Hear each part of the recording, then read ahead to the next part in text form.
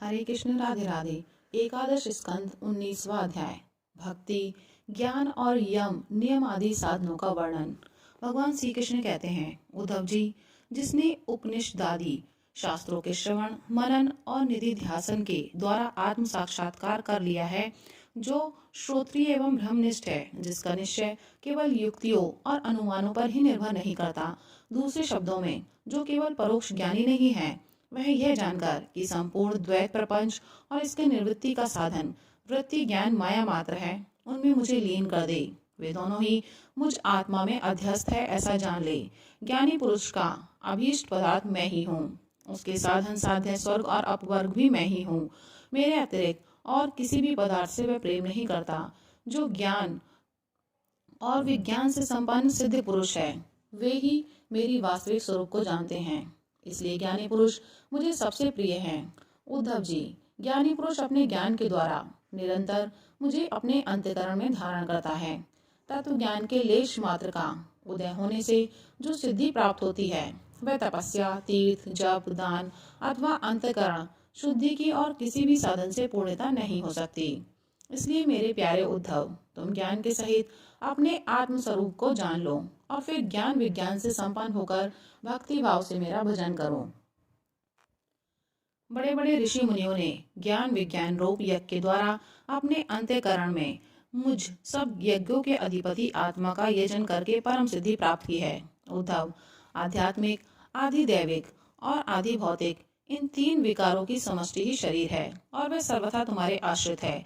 यह पहले नहीं था और अंत में नहीं रहेगा, केवल बीच में ही दिख रहा है। इसलिए इसे जादू के खेल के समान माया ही समझना चाहिए। इसके जो जन्मना, रहना, बढ़ना, बदलना, घटना और नष्ट होना, ये 6 भाव विकार हैं, इनसे तुम्हारा कोई संबंध नहीं है। यही नहीं, ये विकार उसके भी नहीं है, क्योंकि वह स्वयं असत है।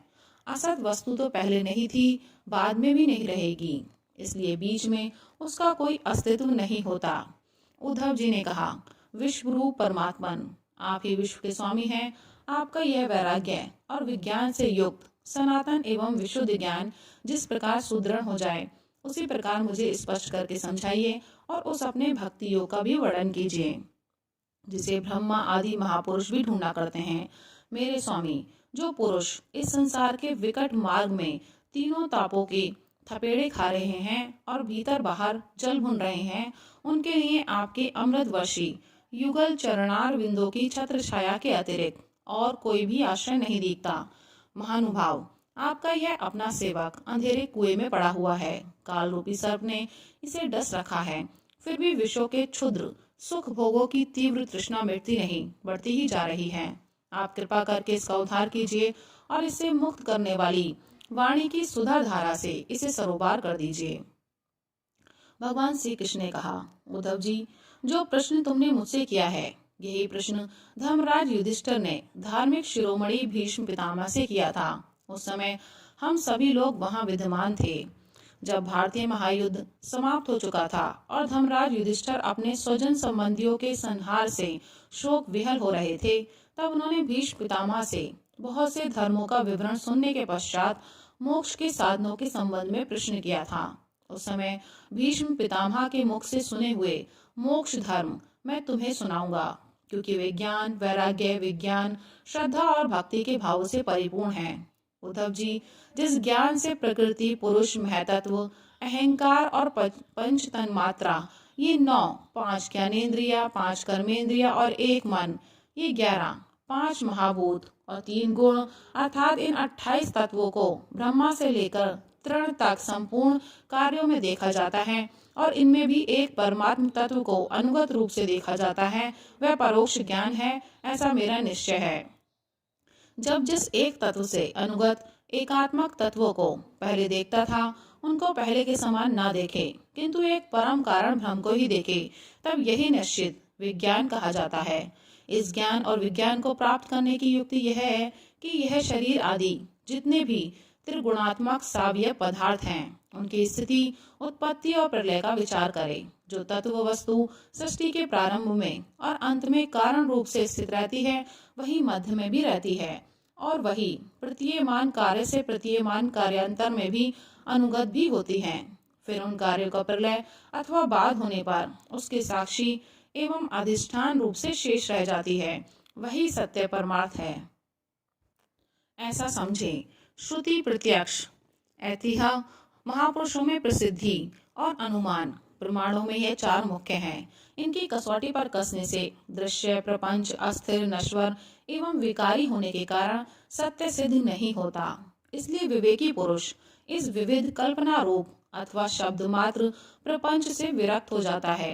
विवेकी पुरुष को चाहिए कि वह स्वर्ग आदि फल देने वाले यज्ञादि कर्मों के परिणामी नश्वर होने के कारण ब्रह्मलोक पर्यंत स्वर्ग आदि सुख अदृष्ट को भी इस प्रत्यक्ष विषय सुख के समान ही अमंगल, दुखदायी एवं नाशवान समझे। निष्पाप उद्धव जी, भक्ति योग का वर्णन मैं तुम्हें पहले ही सुना चुका हूँ, परंतु उसमें तुम्हारी बहुत प्रीति है, इसलिए मैं तुम्हें फिर से भक्ति प्राप्त होने का श्रेष्ठ साधन बतलाता हूँ। जो मेरी भक्ति प्राप्त करना चाहता हो वह मेरी अमृतमयी कथा में श्रद्धा रखे, निरंतर मेरे गुण, लीला और नामों का संकीर्तन करे, मेरी पूजा में अत्यंत निष्ठा रखे और स्तोत्रों के द्वारा मेरी स्तुति करे, मेरी सेवा पूजा में प्रेम रखे और सामने साष्टांग लौटकर प्रणाम करे, मेरे भक्तों की पूजा मेरी पूजा से बढ़कर करे और समस्त प्राणियों में मुझे ही देखे, अपने एक एक अंग की चेष्टा केवल मेरे ही लिए करे, वाणी से मेरे ही गुणों का गान करे और अपना मन भी मुझे ही अर्पित कर दे तथा सारी कामनाएं छोड़ दे, मेरे लिए धन, भोग और प्राप्त सुख का भी परित्याग कर दे और जो कुछ यज्ञ, दान, हवन, जप, व्रत और तप किया जाए वह सब मेरे लिए ही करे। उद्धव जी, जो मनुष्य इन धर्मों का पालन करते हैं और मेरे प्रति आत्म निवेदन कर देते हैं, उनके हृदय में मेरी प्रेममयी भक्ति का उदय होता है और जिसे मेरी भक्ति प्राप्त हो गई उसके लिए और किस दूसरी वस्तु का प्राप्त होना शेष रह जाता है। इस प्रकार के धर्मों का पालन करने से चित्त में जब सतुगुण की वृद्धि होती है और वह शांत होकर आत्मा में लग जाता है, उस समय साधक को धर्म, ज्ञान, वैराग्य और ऐश्वर्य स्वयं ही प्राप्त हो जाते हैं। यह संसार विविध कल्पनाओं से भरपूर है। सच पूछो तो इसका नाम तो है किंतु कोई वस्तु नहीं है।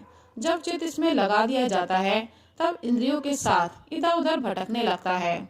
इस प्रकार चित्त में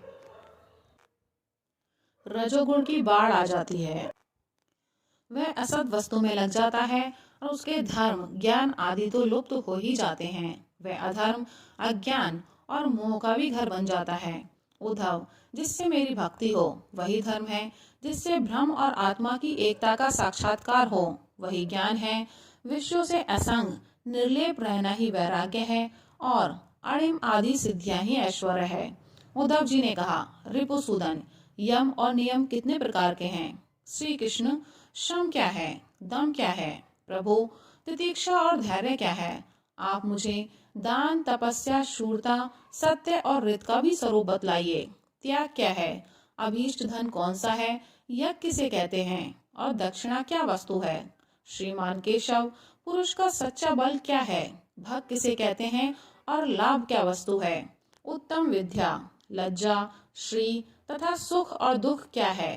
पंडित और मूर्ख के लक्षण क्या है? सुमार्ग और कुमार्ग का क्या लक्षण है? स्वर्ग और नरक क्या है? भाई बंधु किसे मानना चाहिए और घर क्या है? धनवान और निर्धन किसे कहते हैं? कृपण कौन है और ईश्वर किसे कहते हैं? भक्त वत्सल प्रभु, आप मेरे इन प्रश्नों का उत्तर दीजिए और साथ ही इनके विरोधी भावों की भी व्याख्या कीजिए। भगवान श्री कृष्ण ने कहा, यम 12 है। अहिंसा, सत्य, चोरी न करना, असंगता, लज्जा, असंचय, आस्तिकता, ब्रह्मचर्य, मौन, स्थिरता, क्षमा और अभय। नियमों की संख्या भी 12 ही है। शौच, बाहरी पवित्रता और भीतरी पवित्रता, जप, तप, हवन, श्रद्धा, अतिथि सेवा, मेरी पूजा, तीर्थ यात्रा, परोपकार की चेष्टा, संतोष और गुरु सेवा।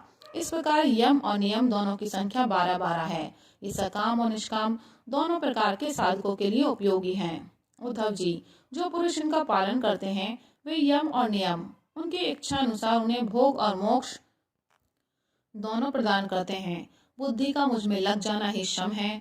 इंद्रियों के संयम का नाम दम है। न्याय से प्राप्त दुख के सहने का नाम तितिक्षा है। जीवा और जिनेंद्रिय पर विजय प्राप्त करना धैर्य है। किसी से द्रोह न करना, सबको अभयदान देना दान है। कामनाओं का त्याग करना ही तप है, अपनी वासनाओं पर विजय प्राप्त करना ही शूरता है।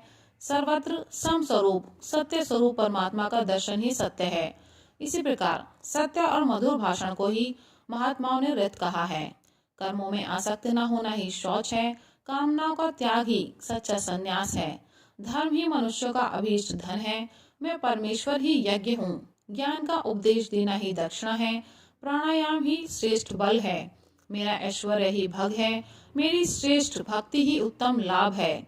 सच्ची विद्या वही है जिससे भ्रम और आत्मा का भेद मिट जाता है। पाप करने से घृणा होने का नाम ही लज्जा है। निरपेक्षता आदि गुण ही शरीर का सच्चा सौंदर्य श्री है। दुख और सुख दोनों की भावना का सदा के लिए नष्ट हो जाना ही सुख है। विषय भोगों की कामना ही दुख है। जो बंधन और मोक्ष का तत्व जानता है वही पंडित है। शरीर आदि में जिसका मैपन है वही मूर्ख है। जो संसार की ओर से निवृत्त करके मुझे प्राप्त करा देता है वही सच्चा सुमार्ग है। चित्त की बही मुखरता ही कुमार्ग है।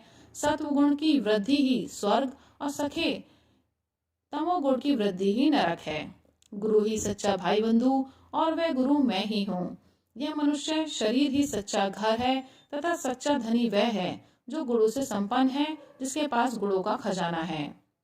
जिसके चित्त में असंतोष है, अभाव का बोध है, वही दरिद्र है। जो जितेंद्रिय नहीं है वही कृपण है। समर्थ स्वतंत्र और ईश्वर वह है जिसकी चित्तवृत्ति विषयों में आसक्त नहीं है। इसके विपरीत जो विषयों में आसक्त है वही सर्वथा असमर्थ है। प्यारे उद्धव, तुमने जितने प्रश्न पूछे थे उनका उत्तर मैंने दे दिया। इनको समझ लेना मोक्ष मार्ग के लिए सहायक है। मैं तुम्हें गुण और दोषों का लक्षण अलग अलग कहाँ तक बताऊं? सबका सारांश इतने में ही समझ लो कि गुणों और दोषों पर दृष्टि जाना ही सबसे बड़ा दोष है, और गुण दोषों पर दृष्टि न जाकर अपने शांत निसंकल्प स्वरूप में स्थित रहे वही सबसे बड़ा गुण है। राधे राधे, हरे कृष्ण।